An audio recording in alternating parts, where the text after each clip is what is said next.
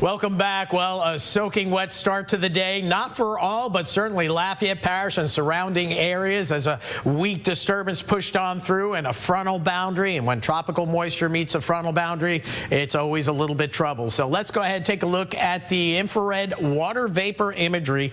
And I kind of pointed out this feature yesterday where we saw a slug of moisture that was coming out of the Bay of Campeche. And I worked our way back. And this actually came out of Central America. And watch right here. This is a 12-hour loop, just to give you an idea. You see that milky white stuff? As that was moving northward, it met with this upper level trough, and that's what produced that very heavy rainfall rates, 2 to 3 inches per hour, up to 4 inches per hour earlier today. And when that happens for about 2 to 3 hours, you're going to have flooding. No matter how good your drainage systems are, it's all about rainfall rate. And when rainfall rates get close to 3 inches and on the high end 4 inches per hour, you're not going to prevent flooding. It's going to happen. Street flooding is a certainty.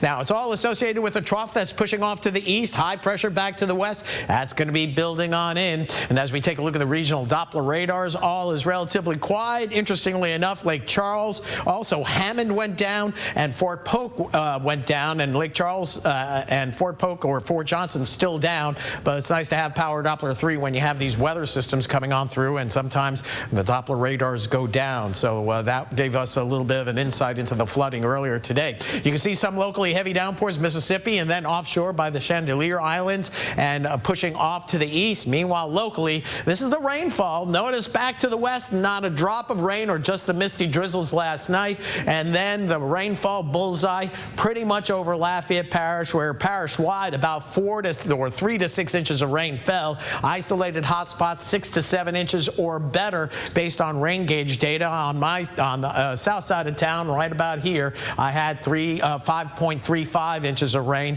and a rainfall rate at 3 inches in 1 hour early this morning. So it came down hard and heavy, but now at least the whole system pushing off to the east. Drier air working its way in with a cool front. Meanwhile, the tropics are heating back up again, and we have a new system to track. This is potential tropical cyclone number 19. Why is it potential tropical cyclone? Well, it's not a depression. Where is the area of low pressure? It's somewhere over here. So this is all tilted, but this is going to wrap up and become a tropical storm tomorrow, and the name will be Sarah, but it's going to be a slow mover as it moves very slowly, stalls by Honduras, and then begins to make a move toward the Yucatan, eventually gets picked up by the next front that'll be pushing on through here. And the Euro model pretty much picking up on that. Very slow movement, so rainfall 30 inches or better in the mountainous areas of Honduras. Mudslides is going to be horrible down there. Then a system emerges in the Gulf of Mexico. The Euro more organized, by the way, than the GFS is,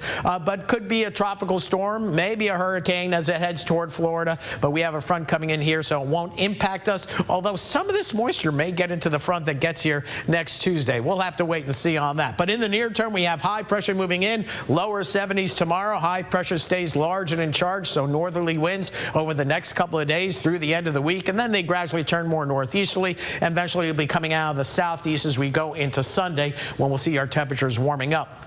But for tonight, temperatures dipping down. Here are your lows, lower 50s for northern portions of Acadiana. That's where we should be this time of year. Mid 50s, that's a little bit above normal here in Lafayette, and the same down across the coastal parishes. Then tomorrow, beautiful day. If you like 71 or 72 degrees, we have a temperature forecast for you for the most part. Lower 70s pretty much across the board. 73, 75, the warm spot in the Cameron area. Then tomorrow night, even cooler as the atmosphere continues to dry out, so almost some 10 degrees cooler. Lower 40s for Friday morning as we head into the end of the week. Mid 40s for the I-10 corridor and mid 40s across the coastal parishes. So overnight tonight, 56 your low, waxing gibbous moon out there with skies clearing and a pleasant north breeze developing as the night wears on. Then for tomorrow, a gorgeous fall day. Temperatures topping out in the lower 70s.